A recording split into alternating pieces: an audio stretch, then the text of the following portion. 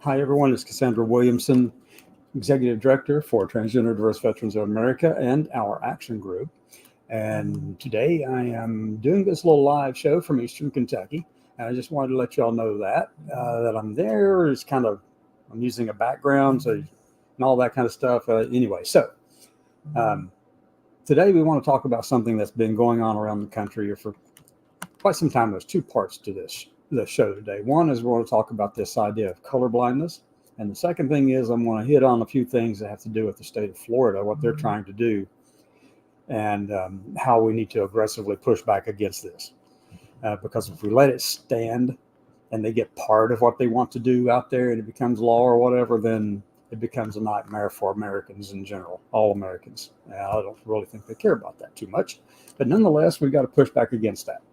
So here's the first thing. Like I said, colorblindness is one topic, and then we're going to go hit on to Florida. All right. So with that, let's roll the intro.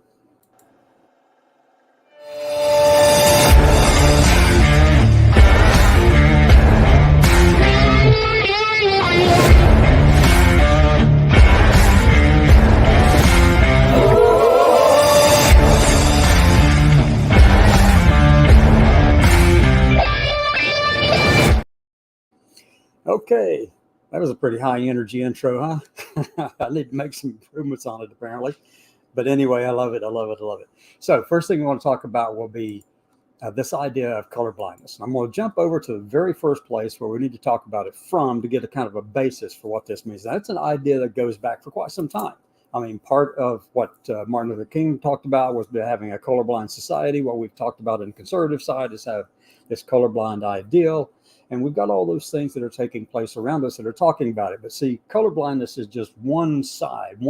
It's one side of a whole spectrum of these things called diversity ideologies. So you got colorblindness on one side of it, and then all the way on the other side, you have this thing called multiculturalism. Both not good, okay? But I'll get into both of them as to why I say that. So let me just jump in and show you why this is important from where we stand, okay? So I'm going to share the screen. Let me see if I have the screen pulled up to share. Yes, I do. Okay, good. Let's go back here. I'm going to share the screen, present from here, share that screen, and we're looking for a window here, share. All right, so what you're looking at right now, this is from, let me just go to the top of the page, and you'll see what it is. I want to give proper credit for this thing now, okay? Because this is from the Heritage Foundation. It's called A Mandate for Leadership, the Conservative Promise, Project 2025 Presidential Transition Project. Dr. Kevin Roberts, who has a PhD in early American history, is president of Heritage as well as person who wrote the foreword. And we also have Stephen, let me go down and make sure I get the names right. Okay. Stephen Groves and Paul Dans also were editors for this. This is compilation of everything they want to do across the whole of the federal enterprise, okay? Everything. I mean, it gets into the nitty-gritty little details and all the way down to, I mean, if that person right there has any influence on policy within the federal government, then they're going to put them at what they call at-will employment, Schedule F. Schedule F allows the president or whomever to strip that person of their office and replace them with one of their ideologues.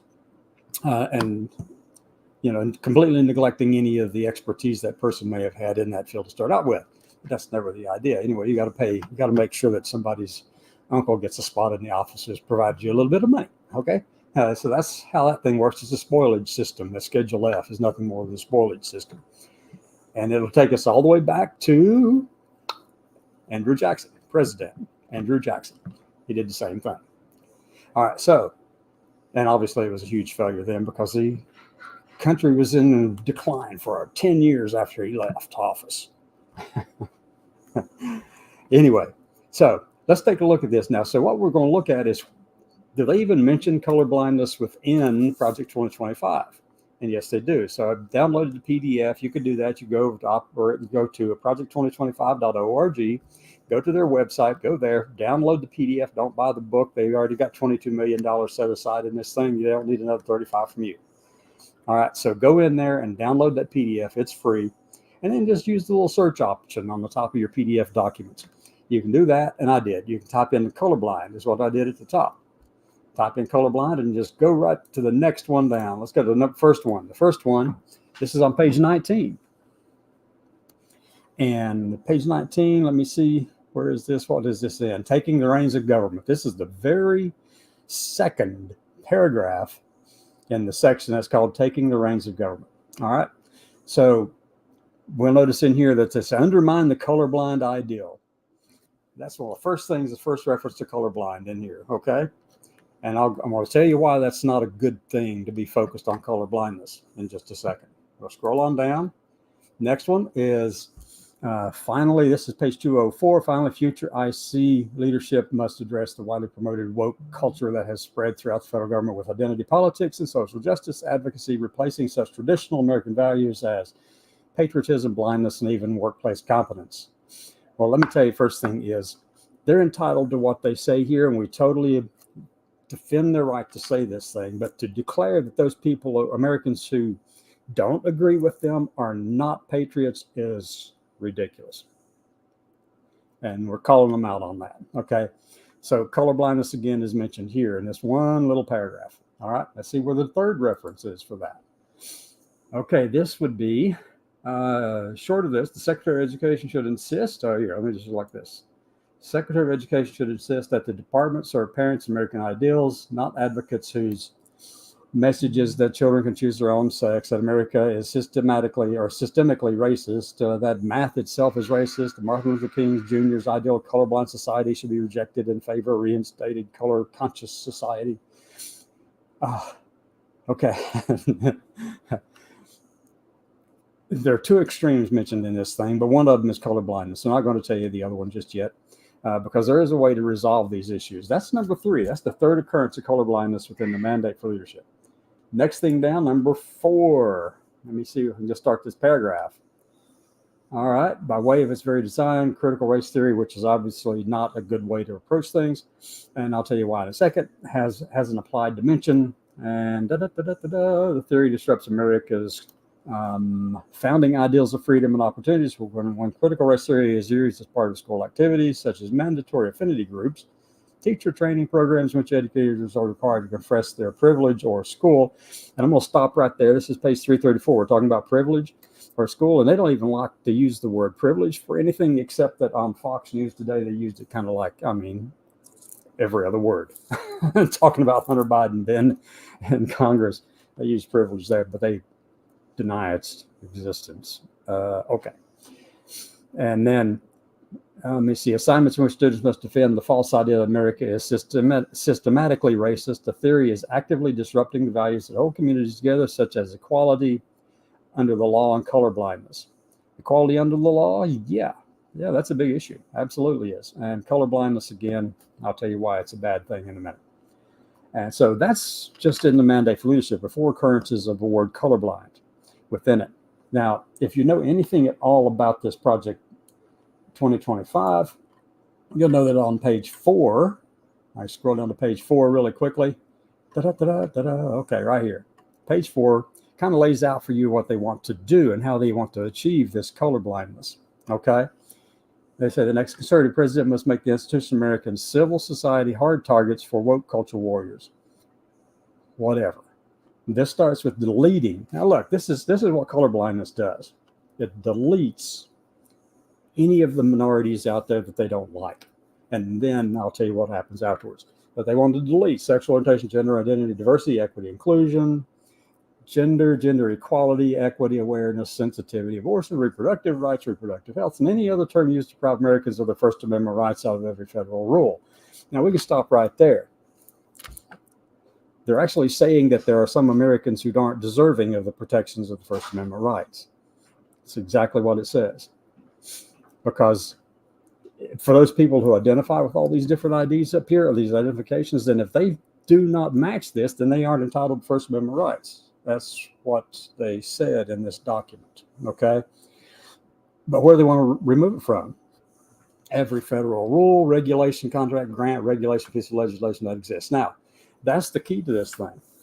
See, whenever they start talking about SOGI, or sexual orientation, gender identity, and deleting, excising, and removing those words from the whole of the federal government, then what they're doing is shutting it all down. You won't be able to do any of the research that actually looks at the social determinants of health that every minority population in the country experiences differently than the majority population.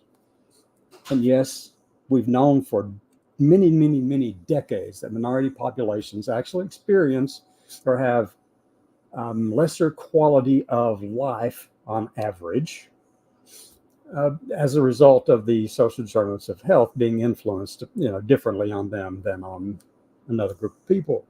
It's real. You can't deny that. The data backs it up. The science backs it up. The evidence backs it up. Everything is supportive of that.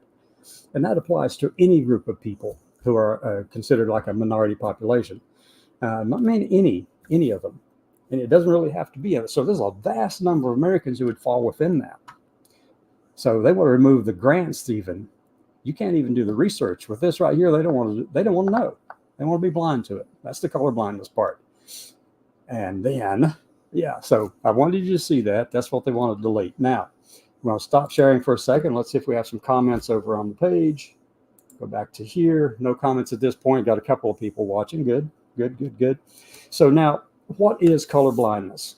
Let's go take a look at what is color blindness. So if you read the blog post I put out yesterday, probably, it's Assimilate or Die, the Postmodern Borgian Collectivism of the Heritage Foundation, Christopher Rufo, and other conservatives.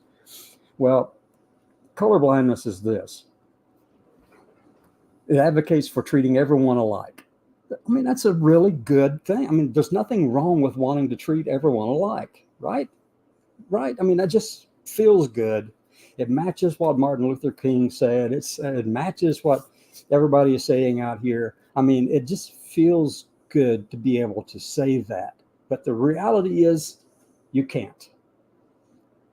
Because people are treated differently. That's why we know from the social determinants of health that these things are in fact real and you need to acknowledge them. But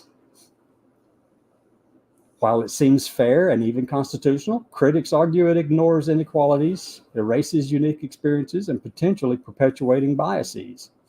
Imagine silencing a unique melody in the symphony of voices. Colorblindness is like desegregation, but with siloed blinders and ideological purists as gatekeepers silencing dissent in the ranks. It would be like this, and I wrote this as this is just me kind of coming up with something that would be said about this, but colorblindness is like this.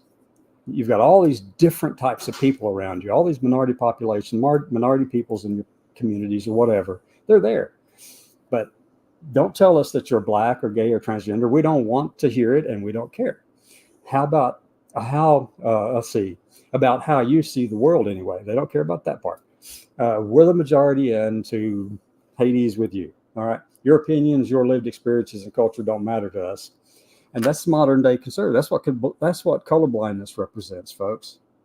They don't want to acknowledge it. And if they can close off and not have to discuss any of the issues that minorities actually in real life do experience, but they don't want to hear it, and they've got the blinders on and the ears covered, and then they're muffling you while they're covering their eyes and ears. So that's colorblindness. And so that's the extreme. That's an extreme way of looking at things, and it's just not a good way to do it. But then neither is multiculturalism. On the opposite end lies multiculturalism. It actually celebrates all those distinct identities, encourages cultural preservation. And this is like, as I wrote here, imagine each melody flourishing, enriching the overall harmony. However, concerns of fragmentation and us versus them divisions arise, potentially hindering genuine interaction and shared values. A singular focus on multiculturalism is by itself can lead to segregation, furthering divide between people rather than bringing them to the same table.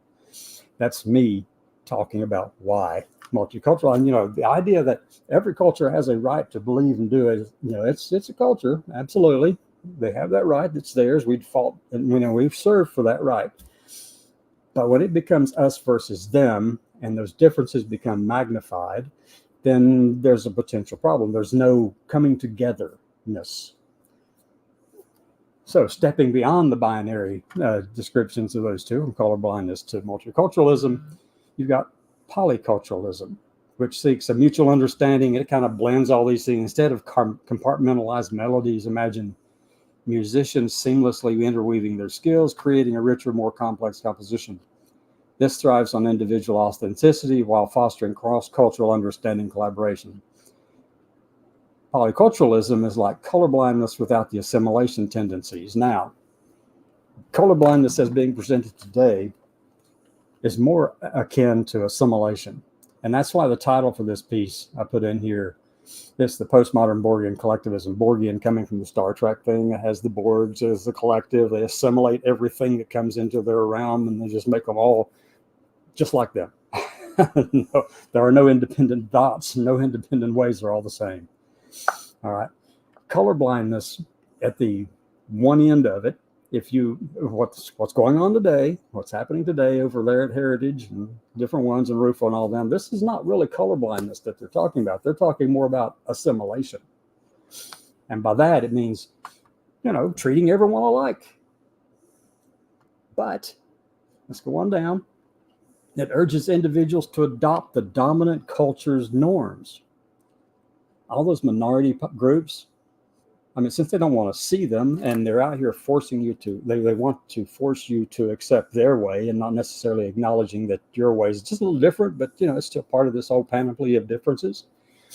But assimilation just says, hey, you erase everything you learned and everything you know and everything you were taught and everything you believe and all that, and just accept what the majority is saying. That's colorblindness assimilation thing. Okay, think of it like that. All right, so while proponents see it as fostering unity, which it does, it's a unified organism, right? It's a collective or unified organism, this colorblind assimilation. Critics feel it can stifle cultural richness and erase marginalized voices. Well, no, it would do that, flat out. Assimilated minorities are the parade trophies of the modern right. Okay, so whenever you got the minorities out there on the right doing all this, and it may offend some people to hear this, but when you've got this minority population out there pushing for these conservative ideals or things like that are wanting to erase everybody, then just think of it like this. They're wanting to assimilate, and they believe in the colorblindness part of it. And they want to use you as a trophy to hold up and say, hey, look, here we go. We know a black person or a gay person or a trans person. Click. You've got that parade trophy up there. All right, so the question is, how do we proceed from here? What's the best way to move forward? Well, we need to acknowledge that all these different populations have different beliefs and belief systems and, cultures and all this kind of stuff that surrounds them, and acknowledge that. That's fine. But we need a methodology to move forward, because colorblindness is not it, and neither is multiculturalism, neither is polyculturalism, and definitely not assimilation, especially when assimilation is used as the bludgeoning tool for colorblindness. Okay, so we have to come up with a better way, and one of those ways is a tool that's actually called cultural competency. We get to learn about each other and their differences, and we get to understand those people better, and reach out and just say, hey, look, we're all part of this bigger picture. I see you as you. I'm not denying that you are there as a black person or a gay person or a trans person. I'm not denying your presence. I'm not denying that at all. I want to hear what's going on with you. The same thing with any other cultural differences, okay? It's not that we want to eliminate any of them. We don't want to sweep them under the rug. We don't want to shove them back in the closet. But what we want to do is be able to do some, cultural competency things. And that's where I want to leave off with that. Now, there is a continuing story on cultural competency. I'll get into that a little bit later. Now, let's take a short intermission here. And let me go back over here. And what we want to do now is just say, I'm going to roll out the Cassandra Williamson show logo thing. And then we'll come back in a minute and jump right into these bills.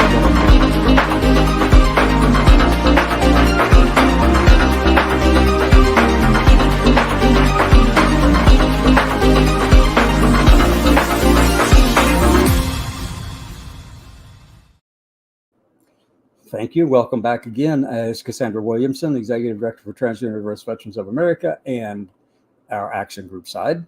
And there's a little disclaimer scrolling across the bottom of your screen right now that says that, the opinions expressed here are mine and mine alone. They do not necessarily reflect those of any particular organization, agency, government, or anything like that. I mean, these are my opinions and they're mine. Yeah, it'll probably offend a few people and all that kind of stuff. I know that. That's just the nature of the game, right? All right. So this segment, though, we're going to jump right into some things that are taking place down in Florida. And there are a series of bills down there that I'm sure you may have heard of or you may not have at this point in time. I know that I became aware of them from Erin in the morning. I want to make sure that Erin Reed gets credit for this because she's up there in Minnesota. And I know that she's been tracking all of this kind of thing, but she's been putting out these things about Florida. And so I just wanted to make sure I give that credit. That's where this has come to me. So what I did was I started looking into Legiscan or the Florida Senate and House and looking at, these bills specifically and looking at them and opening it up and actually reading through them. So there are 4 bills that I want to show that are all related. Okay. First one, let's go with the one I started out with last week. This is Florida House Bill 1233. This thing, for the most part, if you read all the pages, 14, 20 pages, something like that. I don't know, somewhere around there. For the most part, it is about insurance. However, in the very beginning, you know how people write. You're supposed to put the things that are important to you in the first couple of paragraphs. Well, they tell you what's important in the first couple of paragraphs, and the rest of all this stuff is just, words, just a bunch of words to distract you. They're distractions. But the first part of it is the atrocious part, folks, that will actually be very harmful to Americans, to all of us. And even them, even the people who are writing this stuff, they don't seem to get it that this stuff is going to come back to haunt them too. I mean, we got to stand up for all Americans, right? Not just those that we agree with or disagree with. We have to stand up for all of them. And here we have a series of bills that are denying the existence of a whole bunch of people in the country and the state. I've got a lot of friends in Florida and a lot of friends that I have a lot of respect for down in Florida. So let me tell you, these bills that I'm looking at are just atrocious. So I'm going to go ahead and share screen here again, and we're going to start on the background where I am now.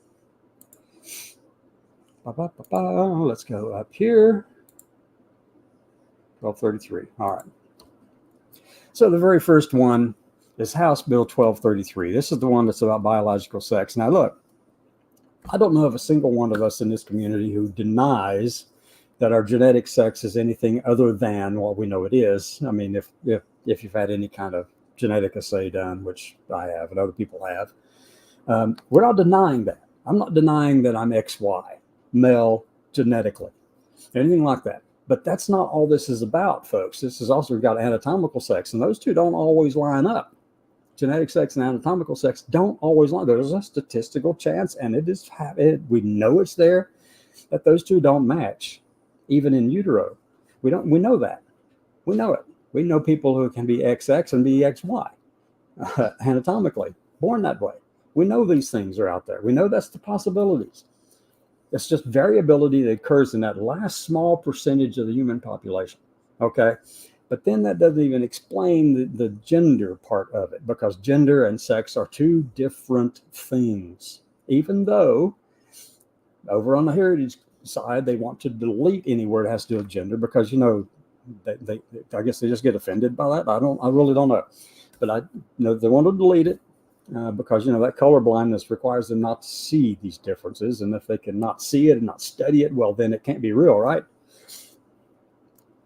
That's the way it looks. That's the way it seems. But anyway, so this bill down in Florida, HB 1233, this thing is dangerous for Floridians, all Floridians, not just a handful of Floridians, but some. A lot of Floridians are going to be influenced by this and impacted by it. And I mean, it's going to require that, you can look it up, go check the darn thing out. I've got a PDF we'll look at here in just a minute. This one has a related bill there's a related bill. This is HB 1233. There's a related bill. It's H 1633, and this was read yesterday. This was read for the first reading in the House yesterday. So if we go back one, and this one yesterday, the 1233 was also read for the first time in the House. It hasn't been assigned committee yet. We don't know where it's headed, which committee they're going to stick it in. They'll stick it in something where they think they can get it through. And they'll have to rewrite the words in it so that it can actually fit the committee it's going to be assigned to. That's the way this stuff works. Okay. And you got the bill text there. So I'm going to drop down this, get rid of that one so we can see it. And that's the other one, 1639, biological sex, gender, and that kind of stuff. Is the same one, read again. Last action, 12 or January the 9th, yesterday, the first reading. All right, drop that one down. Let's go over here to this. Here's the other one. It's talking about defamation. Defamation, false light, and unauthorized publication of name or likeness. Now, the first one this is SB 1780, which is one Aaron in the morning pointed out this morning in a newsletter. And this would make it, would fine people $35,000 for, using words like transphobia or transphobic or anything like that the other person took offense at. Can you imagine that? I mean, that's colorblindness on a scale of $35,000 worth of scale there, folks. And it's been filed. It was filed on the 5th of January, but it hasn't been read first. Okay. Bill text, we've got all of that. Now, this one has a related bill also. This is Senate Bill 1780. Now, let me back up and tell you that HB 1233 and its companion bill in the House, there is no companion bill for them in the Senate yet. So we've got that going on. And then HB, this one, defamation one, these two, this is in the House version, but this is also one that has in the Senate. Here, the same things in the House and the Senate. So you got those two bills. These two bills are absolutely atrocious, folks. All of these, all four bills of these things are bad in a big way. Okay. So, yeah, hold on. I'll get you in just a second. So anyway, it's like, we'll make sure that this stuff is taken care of. We have to put a big focus on this. I've got a friend who is going to be coming onto one of our shows at sometime in the near future, and I'll have to work out with him. He is a lawyer from down in Jacksonville, and we're going to start fighting against this stuff, folks, taking action against it. And when my friend and I make arrangements for him to come on one of these shows, then we'll be able to do that. Okay. So I don't want to spend much more time on these things. You can go look these bills up. This first one, look up SB 1780 down in Florida. And the next one is HB 757, also down in Florida. These are all Florida. Here's HB 1233. And here is HB 1639. Go look these things up, read them yourselves, and then you'll be able to determine just how horrendous these things are and how strongly we must oppose them as veterans, because it's going to impact our community in a huge, huge way. Let me get out of these, stop sharing screen, and go back over to here. And then there we are. With that, I want to close out the show and just say thank you. Thank you. I don't want to take up all the time. It's been 30 minutes, and I can do that. I can talk forever. Give me a microphone, and you better be prepared to take it away. With that, have a great day, everyone.